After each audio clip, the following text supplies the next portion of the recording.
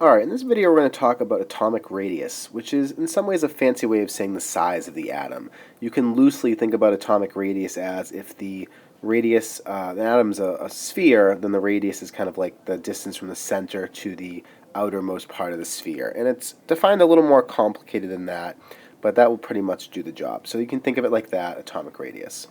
So I want to start by taking two atoms, and I want to look at boron and carbon and compare which one is bigger.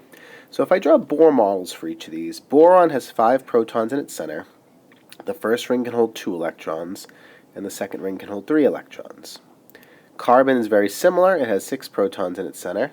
First electron can hold 2 electrons, and the next one can hold 4. So the question is, which of these atoms is larger? So at first glance, carbon has more electrons. We might think, because the electrons are repelling each other, that might make this atom bigger. But the bigger deal here is the number of protons.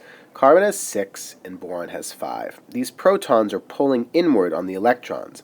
So the carbon is sucking these in with the force of 6 protons, and the boron is pulling them in with the force of 5. So a little bit less of a force. So if this one is being sucked in less, this outer ring, that's going to make this atom actually larger. So sort of counterintuitive, boron is going to be larger than carbon. Most people think, bigger atom, like heavier atom, bigger atom, but that's not the case. And this is a general trend on the table. Within a row, as you move to the left, the atoms will get larger because you have fewer protons within that level. So lithium is larger than neon, and niobium is larger than tellurium, and bohrium is larger than copernicum. So that's the general trend. As you move to the left, we expect the atoms to get larger. Now we look at some other trends here. So now I'm going to compare lithium to sodium. So if I draw this out, lithium has 3 protons, 2 electrons in the first, 1 electron in the second. Sodium has 11 protons, 2 electrons in the first ring, 8 in the second ring, and 1 in the third. And so the question is, which one of these is larger? So if we go by the last trend, sodium has 11 protons, so yes, they are pulling in a bit more strongly, but the trade-off is sodium has an extra ring that lithium does not have. And this extra ring sort of negates the effect of the protons, the fact that there are more protons in the nucleus. And again, we can look at this a little bit more complicated in another video, but bottom line is having more rings will make an atom bigger within the same column.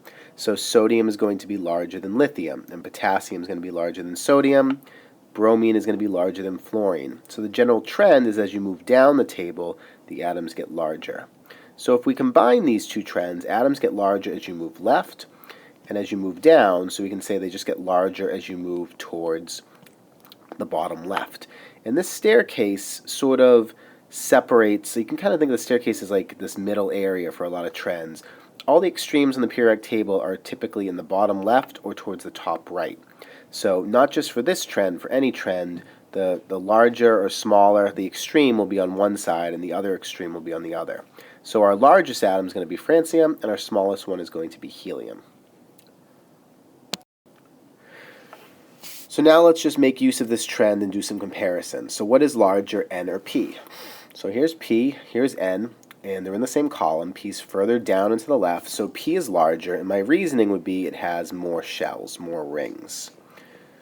And then I say, okay, compare sodium to magnesium. So there's sodium, there's magnesium. Sodium is further down and to the left, so I'm expecting sodium to be bigger, and the reason it has fewer protons pulling in on that outer ring.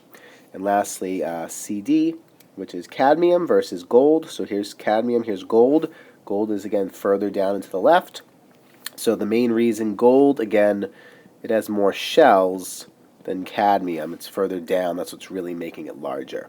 It doesn't have fewer protons. You can see clearly 79 versus 48. So the shells is probably the main reason. So that is how you handle the atomic radius trend. Again, generally speaking, bottom left is larger. You're not going to be able to compare things like beryllium to iron. That's not as clear cut because iron's further down, beryllium's further over. So you're always going to be asked to compare either within a column, within a row, or like somewhere along this diagonal. So until next time, I am Derek Genova. Have a delightful day.